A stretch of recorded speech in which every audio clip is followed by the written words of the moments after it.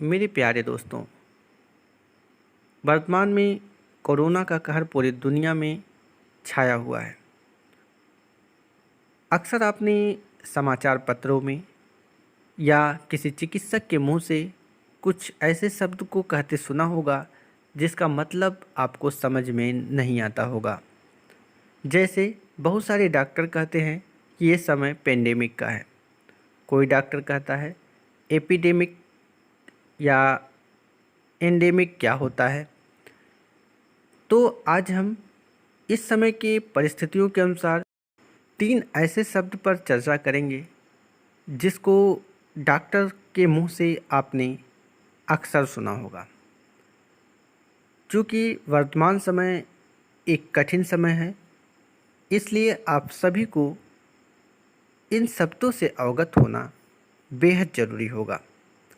खास करके अगर आप स्टूडेंट हैं या आप देश के सच्चे नागरिक हैं तो ये शब्द जानना ज़रूरी होगा। तो इन 3 शब्द में सबसे पहला शब्द है एंडेमिक, दूसरा है एपिडेमिक और तीसरा है पेंडेमिक। तो ये तीनों शब्द का मतलब क्या है, जैसा कि आपकी स्क्रीन पर शो हो रहा है। एंडेमिक का मतलब होता है जब कोई रोग किसी विशेष क्षेत्र या जनसंख्या में अस्थायी रूप से विद्यमान रहता है तो ऐसी स्थिति को हम एंडेमिक कहते हैं।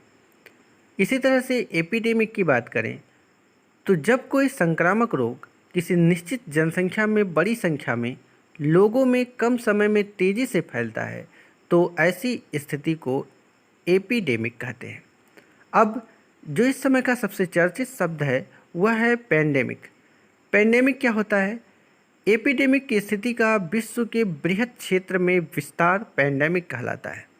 जैसे वर्तमान समय में कोरोना विश्वव्यापी हो गया है और एक पेंडेमिक की भांति अर्थात एक महामारी के रूप में फैल चुका है। दुनिया का कोई ऐसा क्षेत्र नहीं होगा जहां पर कोरोना वायरस ने अपना कहर न ढाया हो, इसलिए वर्तमान समय को हम पेंडेमिक एरा के नाम से जानते हैं। इसलिए पेंडेमिक शब्द इन तीनों में सबसे बृहद शब्द है।